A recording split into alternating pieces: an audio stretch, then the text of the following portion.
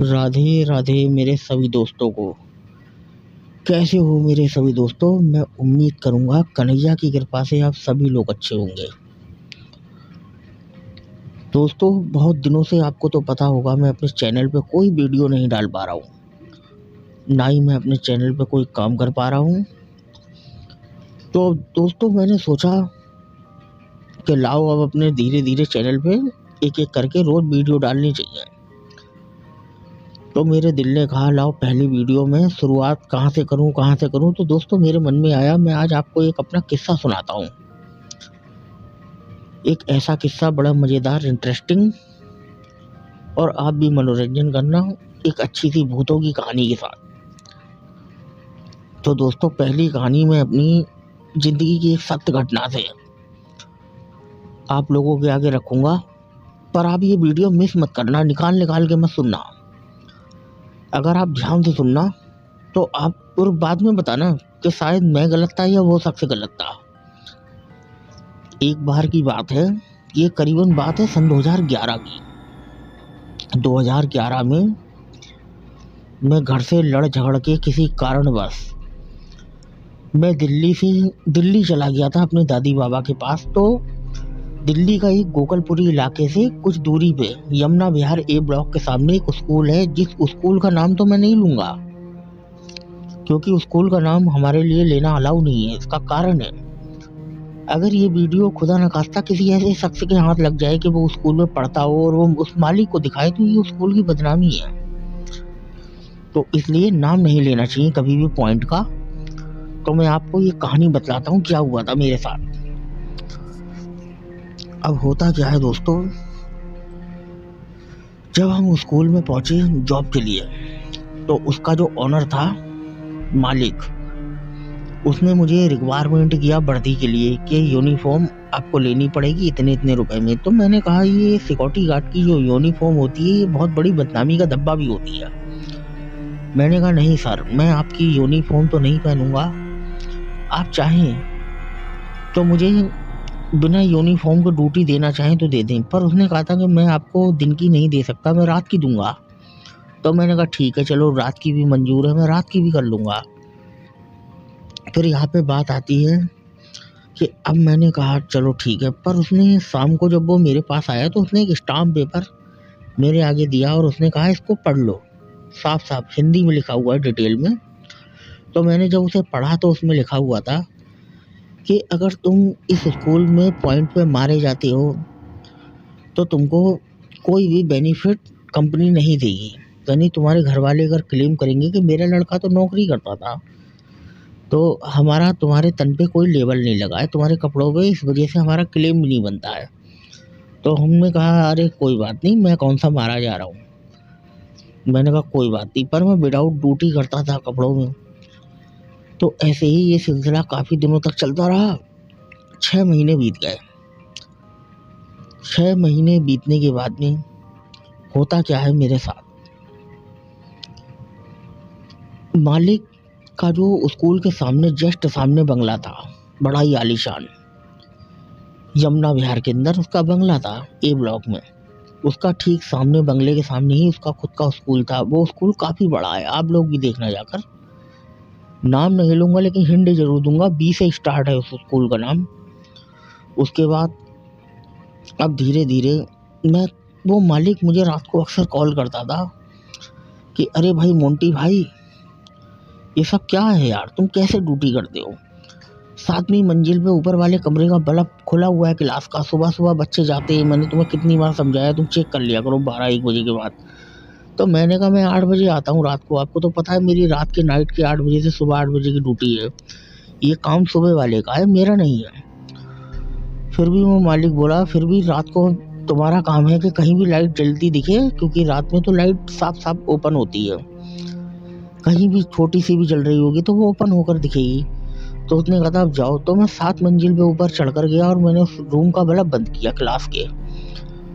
तो जब क्लास का बल्ब बंद किया, जैसे ही मैं नीचे आया, वो मालिक बोला मुझसे धन्यवाद। वो बल्ब कुछ देर के बाद फिर जल गया, फिर वो कहता है कि फिर से जल गया, जाओ दोबारा बंद कर गया। मैंने कहा पागल आगल है ये, ठीक सलामत है भी मालिक या नहीं है ये? मैंने कहा फिर मैं चढ़ के जाऊँगा 7 मंजिल पे। तो मैं फिर पहुँचा, जब मैं 7 मंजिल पे ऊपर जैसे ही पहुंचा तो मैं बंद करके आया, देखा वहाँ कोई भी नहीं, वो बल्ब फिर थोड़ी देर के बाद जल गया। तो मालिक बोला कि कोई बात नहीं, मत जाना, उसकी चटकनी खराब है, यानी वो स्विच खराब है उसका बोर्ड का। तो फिर उसने कहा कोई बात नहीं, कल मैं बदलवाता हूँ। उसने स्विच का बोर्ड भी बदलवा दिया, लेकिन ये सिलसिला रोज ही चलता रहा। फिर जब ऐसा अक्सर लगातार जब होता है, किसी की लाइफ में इंटरफेयर हो रहा है लगातार, और हमें बार बार भागना पड़ रहा है, कोई चीज़ है जो हमें परेशान कर रही है लगातार, ये दुखी करना होता है एक प्रकार से। क्योंकि मालिक रोज ही बोलता था कि जा बल्ब बंद करके आ, ये करके आ, वो करके आ, हमें मजबूरी में भागना पड़ रहा है। तो एक दिन मैंने उस पर ध्यान दिया, पूरा फोकस किया कमरे पे, देखूं कौन है ये जलाता है। तो जब मैंने फोकस करा तो क्या देखता हूँ कि 7 मंजिल के जो छज्जा था, यानी उसका जिसपे कोई भी मतलब बच्चे वगैरह खेलते थे, तो वो ग्रिल वगैरह लगाता, तो वो नीचे झांक कर देखते थे उस ग्रिल पे, ताकि गिर ना सके, वो ग्रिल लगा हुआ। तो उस ग्रिल पे मुझे एक लड़की टहलती हुई दिखी। मैंने कहा ये कौन है।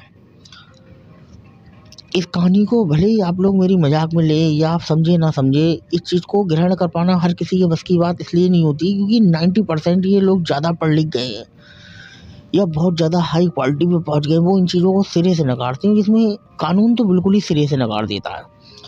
कानून और कोर्ट और ये सब इनकी मायने कोई नहीं रखते इन चीज़ों में, क्योंकि ये हकीकत में अंधविश्वास होता है एक किस्म का। जिसके साथ बीता होता वही इसका फील कर सकता है, जानता है, अन्यथा ये और लोगों के लिए केवल एक अंधविश्वासी बनकर रह जाता है। तो क्या देखते हैं अब तो वो, ये समझ लीजिए वो लड़की मुझे टहलती हुई दिखी। मैंने कहा ये लड़की है ऊपर टहल रही है। खैर कोई बात नहीं।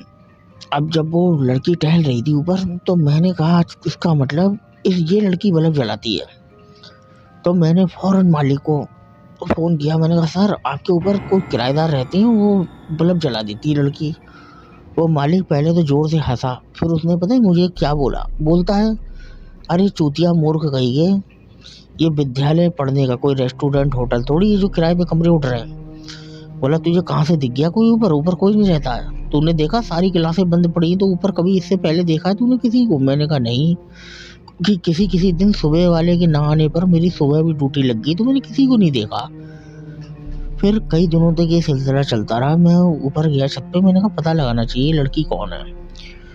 जैसे ही मैं पता लगाने ऊपर गया तो वो लड़की से मैंने कहा आप कौन हो, पर वो नीचे की ओर देख रही थी, ग्राउंड फ्लोर की तरफ वो नीचे देखी जा रही थी। उसने मेरी बातों का कोई जवाब नहीं दिया, ना ही उसने मेरी तरफ कोई मूवमेंट किया। तो मैंने कहा ये पता नहीं क्या चक्कर है, ये ना तो मेरी तरफ देख रही है ना कोई मूवमेंट कर रही है, क्या हो सकता है।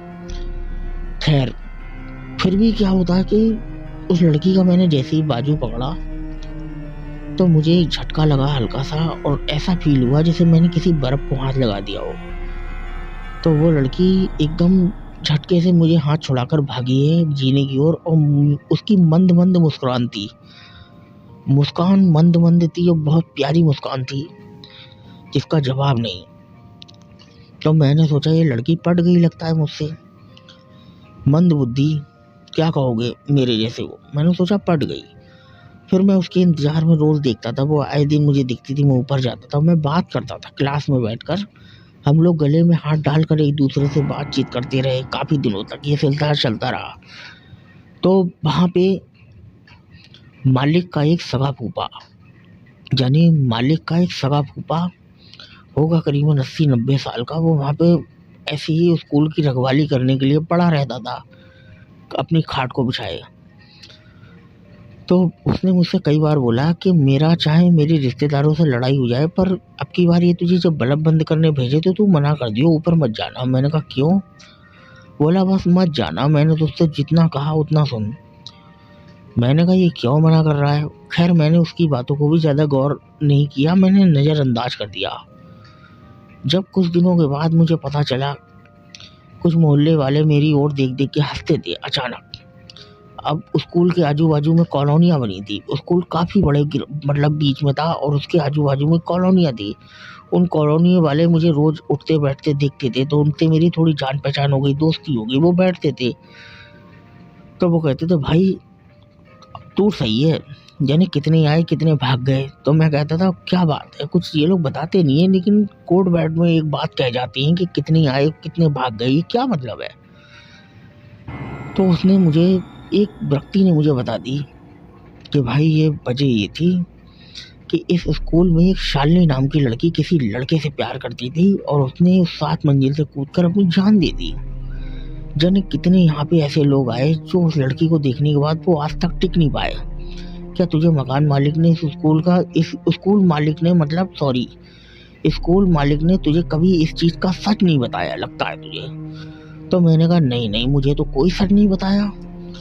अब तो मेरे पैरों तले की जमीन खिसक गई, लेकिन मेरा दिल फिर भी नहीं मान रहा। मैंने कहा नहीं, ये सब झूठ है, ऐसा नहीं हो सकता। फिर भी मेरे मन में क्या एक लालसा जागी। मैंने कहा नहीं, मैं इसका सच का पता लगा कर रहूँगा। फिर मेरी हिम्मत तो ऊपर नहीं हुई। वो लड़की जब मुझे मंद मंद आंखों से देख रही थी 7 मंजिल से, और एक मरकरी स्ट्रीट लाइट लगी हुई थी उसके सहारे से, वरना 7 मंजिल पे और रात्रि के समय और किसी को नीचे से ऊपर देख पाना नामुमकिन सी बात है, वो भी क्लियर। तो मरकरी की रोशनी में वो हल्का हल्का मंद मंद उसका चेहरा दिखाई देता, मंद मंद। अब धीरे धीरे वो उसने एक दिन मुझे इशारा करा जब मैं उसकी असलियत जान गया था। उसने कहा ऊपर आओ। हल्की सी आवाज आई। मैंने कहा नहीं, तुम आओ नीचे। उसने कहा ऊपर आओ। मैंने तुमसे कहा ऊपर आओ। तो मैं पहला जीना चढ़ा, दूसरा चढ़ा, तीसरे मंजिल पे आया। तीसरे मंजिल के जाल पर से मैं झाँक कर देख रहा था, एक जाल लगा हुआ था।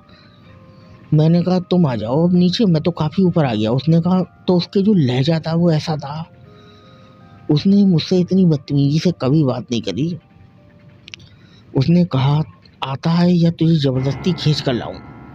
बस इतना उसका कहना गजब हुआ। जब मैं वहाँ से भागा हूँ तो भागते भागते भागते भागते मैंने अपनी चप्पलें मेरी पता नहीं कहाँ रह गई, जूते चप्पल मेरा कुछ नहीं पता। और मैं भागते भागते जैसे ही मैं आया और अपने घर पे लेटा हूँ आकर, बस लेटते ही मेरी हालत ऐसी, और मेरे घर वालों ने देखा बुखार। और जब मुझे होश आया तो मैं अपनी मम्मी को ऐसा आंटी जी बोल रहा था, और मैं उनसे कह रहा था कि आप कौन? तो मम्मी बोली कि मैं हूँ बेटा, तेरी माँ। मैंने कहा अच्छा। तो मैं बोल रहा था उनसे, जब मुझे होश आया हल्का हल्का, मैंने अपने घर वालों को पहचाना, तो मैंने उनसे पूछा कि क्या हुआ, मैं यहाँ कैसे? तो उन्होंने कहा तुझे 18 दिन हो गए, यानी हॉस्पिटल में मुझे होश ही नहीं था। मैं 18 दिन से कोमा में चला जा चुका था, हॉस्पिटल में पड़ा था।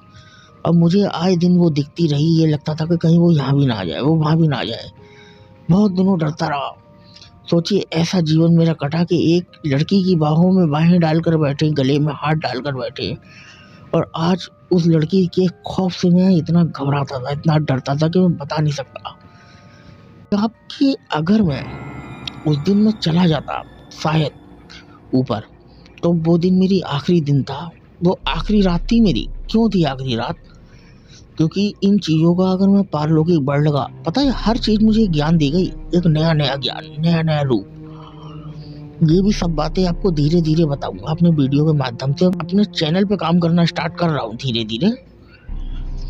अब हल्के हल्के अपने चैनल पे काम करूंगा, वीडियो रोज एक सोच रहा हूँ मैं अपलोड करने की, ताकि आप लोगों को भी वीडियो मेरी मिलती रहे इसी तरीके से, रोमांचक कहानियाँ वगैरह और भी बहुत कुछ। तो सोचा है मैंने अपने चैनल पे भी मैं धीरे धीरे काम करना स्टार्ट कर दूँ। तो ये समझ लीजिए वो मेरी आखिरी रात थी। उस रात बस कैसे ना कैसे कुछ पुराने पूर्व जन्म बहुत अच्छे रहे होंगे, या परमात्मा की काफ़ी कृपा रही होगी मेरे ऊपर, मेरे आराध्य श्री कृष्णा, मेरे इष्ट भगवान, मेरे गणेश, उनकी, जिनके कारण मैं बच गया। शायद उन्होंने कुछ पूर्व जन्म का दिया होगा मुझे अच्छा, जो बचा लिया। और उस भूतनी से जितने दिनों तक मेरी 3-4 महीने जो बातें हुई हैं, उसका भी कभी व्याख्यान करूंगा कि वो क्या क्या बातें करती थी, हम लोग क्या बात करते थे एक दूसरे से। अगर आप मेरे चैनल से जुड़े रहे और आपने ये अंततः तक मेरी पूरी सुन ली ये सब बातें, तो आप, मुझे पता है आप मेरी फिर कोई भी वीडियो मिस नहीं करोगे। हर चीज़ मैं आपको बताऊंगा कि जो जो चीज़ें मुझे मिली और जितने जितने दिन मैंने उनके संग टाइम बिताया, उन्होंने मुझे क्या क्या बातें की और क्या क्या मुझे अपने बारे में बताया। हर चीज़ में आपको वो सच्चा ज्ञान जो आजकल किताबों में और आप किसी के सुनी सुनाई बातों में ये नहीं सुन सकते।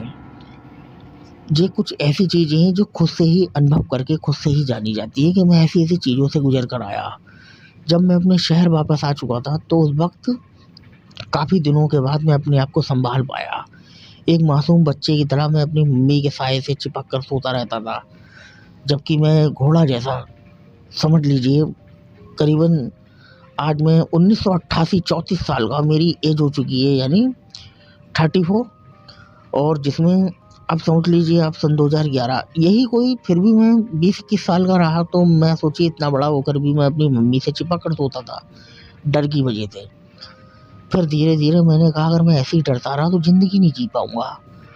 वो तो दौर कुछ और था, अब वो इससे पहले भी जाने कितने आए होंगे उसने परेशान करा, लेकिन आज भी वो उसी जगह पे ही है, यानी मुझे भी दिखी, तो वो वही होगी, वो किसी के पीछे अब नहीं आएगी। जो वहाँ से चला गया उससे वो ओझल हो गई।